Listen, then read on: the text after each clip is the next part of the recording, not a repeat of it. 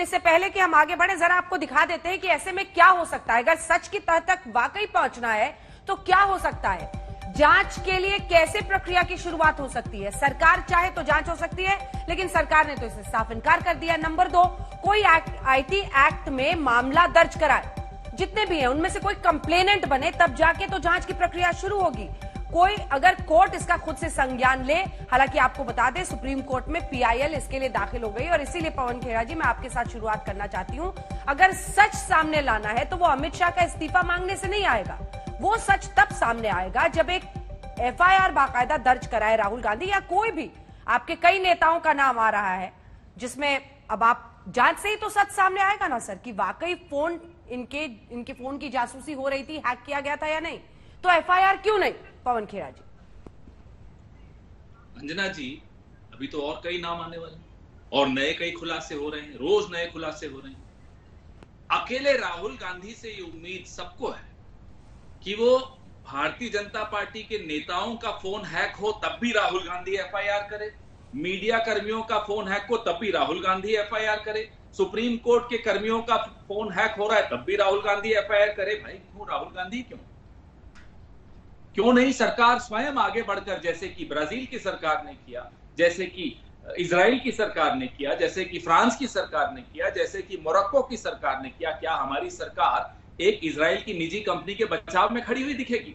अपने देश के सीबीआई, अंजना जी, सीबीआई मतलब तमाम खुफिया जानकारी जिस एजेंसी के पास हो, उसके निदेशक का फोन एक विदेशी कंपनी की मदद से हैक किया जा रहा हो, ना केवल निदेशक का, उसके परिवार की महिलाओं के कैमरा फोन सब कुछ चालू।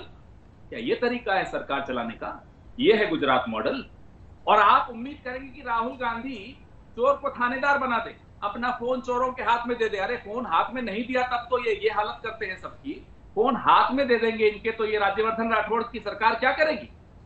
राज्यवर्धन दे देना अपना फोन मोदी जी को, अपनी पत्नी को नहीं दे पाएंगे अपना फोन, और कह रहे हैं कि राहुल गांधी अपना फोन मोदी जी को दे दे। कमाल की बातें हैं भाई, क्या बात कर रहे हैं? ये मजाक बना रखा है लोकतंत्र का। अच्छा ये बताइए कि राहुल गांधी एफआईआर कर दे, स्वयं सरकार क्यों नहीं आगे बढ़ के कहती कि अगर हमारे देश में हमारे महत्वपूर्ण अफसरों का, तो आपको लगता है गृह मंत्री इस पर इस्तीफा दे देंगे? तो हम जांच कराएंगे। जांच होगी कैसे आप बताइए ना सर। मेरे मोबाइल पर अगर मुझे पता चलेगा कि कोई हैकिंग कर रहा है तो मैं जाकर पुलिस में ही तो कंप्लेंट करूंगी ना। ये तो पहला तरीका। आप ये डर दिखा रहे हैं, एक सेकंड पवन जी, आप ये कह रहे हैं कि ये फोन पुलिस के हाथ गया तो फिर और भी खेल हो जाएगा। अंजना जी, हाँ, वर्ल्ड के, विश्व के कई मीडिया समूह ने मिलकर एक इन्वेस्टिगेशन किया। टोरंटो की सिटीजन लैब, जो कि नामी गिरामी लैब है, उसने कुछ फोन्स का फॉरेंसिक किया। ठीक है। उसके बाद जो सबके सामने प्रमाण आ रहा है, अब आप सर्वे भी करते हैं तो रैंडम सर्वे करते हैं, कुछ सैंपल उठाते हैं। अब सैंपल में फॉरेंसिक जांच में सही पाया गया तो आप क्या सर्वे में क्या कहते हैं, पूरे 140 करोड़ लोगों को से सलाह लेंगे? नहीं लेते ना। सैंपल को सामने रखते हैं और अपना एग्जिट पोल चलाते हैं या जो भी सर्वे है वो चलाते हैं। आपके तो कई सर्वे हम देखते हैं। तो फिर अगर रैंडम में आ गया कि इतने फॉरेंसिक्स में पाए गए हैं कि पेगासस सॉफ्टवेयर लगा है, तो अब सरकार आगे बढ़कर जांच क्यों नहीं कर ले? क्यों नहीं कराते प्रेम शुक्ला जी? फ्रांस सरकार से लेकर तमाम सरकारों ने जांच अपने अपने देश में इसके लिए स्थापित कर दिया है। क्यों आप लोग हर चीज को नाक की लड़ाई क्यों बना लेते हैं? जांच से कैसे आप भाग सकते हैं सर? जो मुद्दा देश की संसद में उठ रहा है, जिस पर खुद जवाब देने के लिए संचार मंत्री खड़े हुए थे, हालांकि इस पर मोनोजीत दा बताएंगे कि पेपर फाड़ने से कौन सी मर्यादा उन्होंने रखी और लोकतंत्र ले आए, जैसे महुआ मोइत्रा बोल रही है। लेकिन क्यों जांच से क्यों भागते हैं?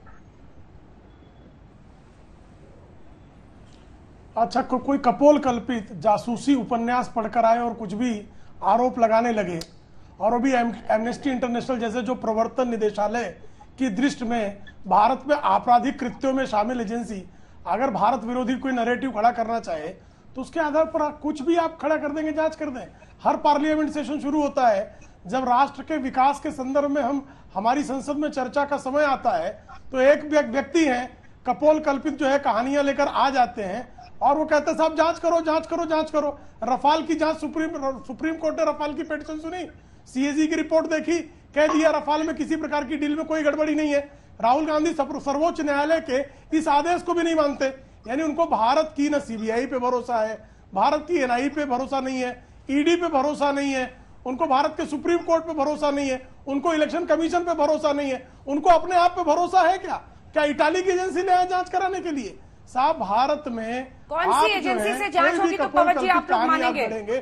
किसी एजेंसी पर भरोसा है? आप जांच करना शुरू कर देंगे। ठीक है, ये पूछ ले रही हूँ पवन जी से, फिर आने वाले किस एजेंसी से कराएंगे तो आप कहेंगे ठीक है जांच। कपोल कल्पित कहते हैं, रविशंकर प्रसाद ने 1.5 साल पहले खुद माना क्या हैकिंग हुई है, या तो उनको सजा दी आपने इस वक्त इस बात को कहने से, इसलिए कैबिनेट से बाहर किया, और उसका बदला उन्होंने फिर परसों ले लिया कि भाई 45 देश कर रहे हैं, अगर हमने भी किया तो क्या बुराई है।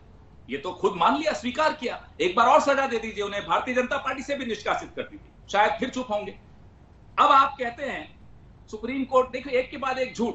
सुप्रीम कोर्ट ने कहा मेरे हाथ, एक बार एजेंसी का नाम बताइए ना, कौन सी एजेंसी की जांच आपको मंजूर होगी? एक सेकंड, नहीं अंजना जी, वो कुछ भी बोल दें, उसका मैं जवाब भी नहीं दूं तो क्या दर्शक तो ये मानेंगे कि वो सच बोल रहे हैं? मुझे पर ये सवाल तो टेंजिबल है ना सर, कि जांच हो। जो घर में बैठा है, हर कोई अपने फोन को लेकर आजकल बड़ा चिंतित रहता है कि कोई हैक तो नहीं कर रहा। या तो आप ही बताइए ना कि कौन सी एजेंसी की जांच चलेगी? एनआईए करे, सीबीआई करे, दिल्ली पुलिस करे, कौन करे? पे बोला उसके हाथ आर्टिकल 33 से बंधे हुए हैं। क्या सुप्रीम कोर्ट ने कहा जेपीसी नहीं होनी चाहिए?